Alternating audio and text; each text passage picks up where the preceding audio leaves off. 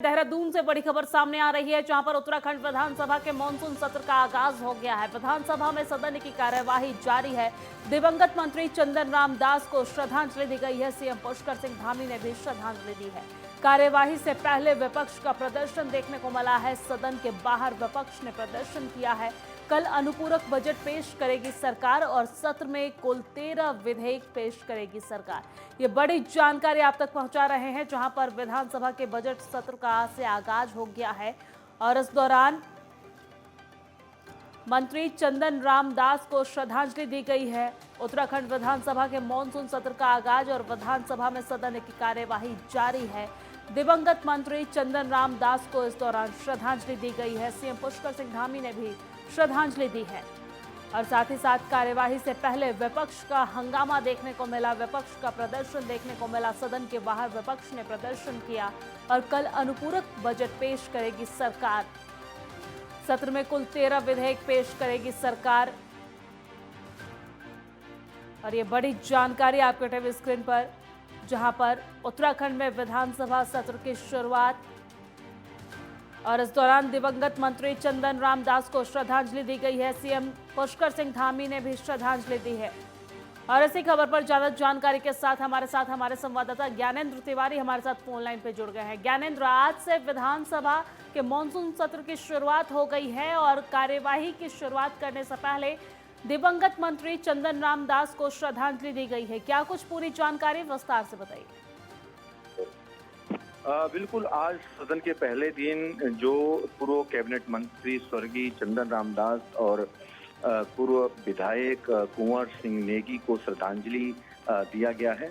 सदन के अंदर मुख्यमंत्री पुष्कर सिंह धामी ने श्रद्धांजलि सभा में सबसे पहले बोलते हुए चंदन राम दास को याद किया और उन्हें श्रद्धांजलि दी और सदन की कार्यवाही जैसे ही प्रारंभ हुई, विधानसभा अध्यक्ष रितु खंडूरी की तरफ से सदन के अंदर जिस तरीके से शोक सभा पे कार्यवाही प्रारंभ करने को लेके संबोधित किया गया, उसके बाद से ही कार्यवाही प्रारंभ हुई 11 बजे। 2 बजे तक सदन की कार्यवाही चली है। इस दौरान देखा गया मुख्यमंत्री पुष्कर सिंह धामी के अलावा सत्ता पक्ष के जो मंत्रीगण हैं सभी ने चंदन राम दास को श्रद्धांजलि दी और उनके बारे में संबोधन करते हुए नजर आए, जिसके बाद विपक्ष के विधायकों की तरफ से भी, नेता प्रतिपक्ष की तरफ से भी चंदन राम दास को श्रद्धांजलि दी गई। इस दौरान सभी विधायकों को मौका दिया गया है, चाहे वो बसपा के हों, निर्दलीय हों, कांग्रेस के हों, भाजपा के हैं, सभी विधायकों को भी समय दिया गया है और अभी लंच की जो कार्यवाही है लंच तक स्थगित की गई है।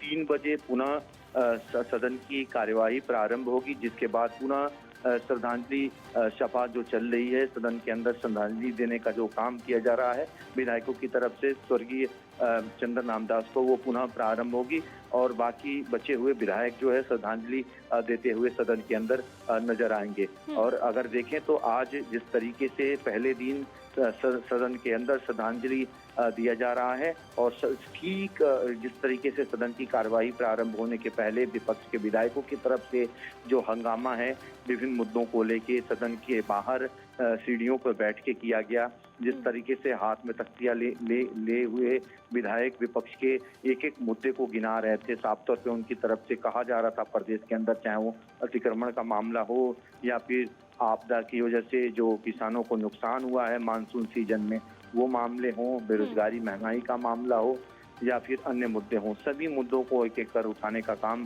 कांग्रेस के विधायकों की तरफ से किया गया और इस दौरान जिस तरीके से वो प्रदर्शन करते नजर आए, साफ तौर पे नेता प्रतिपक्ष ने यहाँ तक कह डाला कि 3 दिनों के लिए जो सत्र बुलाया गया है उसकी अवधि काफी कम है। इस दौरान वो तमाम ऐसे जो मुद्दे हैं वो विपक्ष की तरफ से सदन के अंदर नहीं रखा जा सकता है और जानबूझ के सरकार ने सदन की जो कार्यवाही है वो छोटी रखी है, 3 दिनों के लिए रखी गई है। हालांकि अगर हम देखें तो कल जिस तरीके से सदन की कार्यवाही कल 11 बजे प्रारंभ होगी और कल प्रश्नकाल का भी समय रहेगा। 614 प्रश्न लगाए गए हैं विधायकों की तरफ से।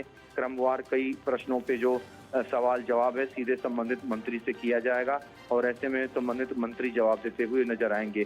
तो कुल मिला के देखें तो कल सप्लीमेंट ज्ञानेंद्र, अगर देखा जाए तो कल प्रश्नकाल के साथ साथ 13 विधेयक पेश करेगी सरकार। ये 13 विधेयक कौन कौन से होने वाली है? देखिए, कल सुबह 11 बजे जब सदन की कार्यवाही प्रारंभ होगी, सबसे पहले प्रश्नकाल का जो काल है वो शुरू होगा और ऐसे में संबंधित जो विधायक हैं वो अपने प्रश्न जो है संबंधित मंत्री से करते नजर आएंगे। इसके बाद अगर हम देखें तो सरकार की तरफ से सप्लीमेंट्री बजट जो है वो पेश किया जाना है। इस सप्लीमेंट्री बजट को लेके कहीं ना कहीं जो वित्तीय मंत्री हैं वो सदन के पटल पे जो सप्लीमेंट्री बजट है वो पेश करते हुए नजर आएंगे। इसके अलावा 13 जो विधेयक हैं वो इस सदन के पटल पे रखे जाने हैं। इसमें अगर हम देखें तो लंबे समय से जिस तरीके से राज्य आंदोलनकारियों का क्षैतिज आरक्षण से जुड़ा हुआ मुद्दा था, जिससे संबंधित जो विधेयक है सदन के पटल पे रखा जाएगा। इसके अलावा हम देखें तो कई संशोधन विधेयक हैं, जिनमें कि अगर हम देखें राज्य कर से संबंधित विधेयक है। इसके अलावा राज्य के पर्यटन से जुड़े हुए मुद्दे हैं। इसके अलावा अगर हम देखें तो राज्य में जिस तरीके से कृषि के विस्तार को लेके सरकार कहीं ना कहीं जो काम कर रही है उससे संबंधित जो विधेयक लाया गया है, इन तमाम ऐसे विधेयक हैं जो सदन के पटल पे रखेगा, जिनमें से ज्यादातर जो विधेयक हैं संशोधित विधेयक हैं। तो कुल मिला के अगर हम देखें तो कल का जो समय रहने वाला है काफी हंगामेदार रहेगा, सदन के बाहर भी और सदन के अंदर, क्योंकि विपक्ष के विधायकों ने और नेता प्रतिपक्ष ने साफ तौर पे कह दिया है कि समय काफी कम है। वो कल सदन के बाहर और सदन के अंदर दोनों जगह अपने मुद्दों को उठाएंगे। कल समय काफी कम रहेगा। परसों जन्माष्टमी की वजह से सदन की कार्यवाही स्थगित रहेगी, यानी दिन भर कार्यवाही नहीं होगी, छुट्टी रखी गई है, यानी शुक्रवार को पुनः जो तीसरे दिन की कार्रवाई है वो बुलाई गई है। तो उम्मीद यही बन रही है कि कल कहीं सरकार सदन की कार्यवाही को स्थगित करना ना कर दे अनिश्चित काल के लिए। ऐसे में लगातार विपक्ष की तरफ से ये सवाल खड़े किए जा रहे हैं कि सरकार जानबूझ के समय की अवधि को कम रखा गया है सरकार की तरफ से, ताकि विपक्ष के जो मुद्दे हैं, सवाल हैं, वो न रख पाए। तो ये तमाम ऐसे मसले हैं जो विपक्ष की तरफ से उठाए जा रहे हैं। बहरहाल कल की जो कार्यवाही रहेगी वो देखने वाली बात होगी कि विपक्ष किस प्रकार से अपने मुद्दे रखता है। जी ज्ञानेंद्र, मॉनसून सत्र में 3 दिन का समय और 3 दिन में पहला दिन जो है वो सबसे पहले श्रद्धांजलि दी गई, दिवंगत जो मंत्री हैं और विधायक हैं उन्हें श्रद्धांजलि दी गई। उसके बाद कल प्रश्नकाल का समय होगा, विधेयक पेश की जाएगी, परसों छुट्टी रहेगी और 1 दिन का और समय। ऐसे में जो विपक्षी है वो काफी नाराज नजर आ रहे हैं। उनका कहना है कि सरकार कम समय दे रही है। क्या लगता है कि इस बार के मॉनसून सत्र में जो विपक्षी नेता हैं, विपक्षी पार्टी है, उनकी तरफ से किन मुद्दों को ज्यादा तूल दिया जाएगा? देखिए, बिल्कुल लगातार विपक्ष के सभी विधायक इस बात को रख रहे हैं और जिस तरीके से नेता प्रतिपक्ष विपक्ष का नेतृत्व कर रहे हैं, उनकी तरफ से भी इस मुद्दे को उठाया गया है। सबसे पहले अगर हम देखें तो बाजपुर में 20 ऐसे गांव हैं जिनके अतिक्रमण को लेके कार्रवाई होनी है और लगातार उस को लेके विपक्ष उठा रहा है उनको, इस मांग को लेके हजारों हेक्टेयर जमीन है जिसपे कहीं ना कहीं जो कार्रवाई होनी है और इस मुद्दे को लगातार विपक्ष की तरफ से उठाया जा रहा है। दूसरी तरफ देखें तो मानसून सीजन में जो बरसात की वजह से किसानों को नुकसान हुआ है, चाहे वो हरिद्वार, देहरादून, उधम सिंह नगर का इलाका हो या पहाड़ों की बात हो, उन मुद्दों को उठाया जा रहा है। आज भी सदन के बाहर इस बात का जिक्र विपक्ष के विधायक करते हुए नजर आए थे और कल भी इसको उठाने की पूर्ण जोर से कोशिश रहेगी। इसके अलावा अगर हम देखें तो प्रदेश में जिस प्रकार से चारधाम यात्रा में तमाम ऐसे अव्यवस्थाओं को विपक्ष ने उठाया था, उसका भी वो जिक्र करेंगे। दूसरी तरफ बद्रीनाथ के जो विधायक हैं कांग्रेस के, उनकी तरफ से जोशीमठ आपदा जो आई थी उसका कहीं ना कहीं जो पुनर्निर्माण के कामकाज हैं, अव्यवस्थाएं हैं, लतीफा है, तमाम ऐसे जो आरोप हैं उनके, उन मुद्दों को सदन के अंदर उठाने का काम किया जाएगा। तो विपक्ष के जो विधायक हैं उन्होंने पूर्ण रूप से अपनी जो थ्योरी है वो तैयार कर रखी है।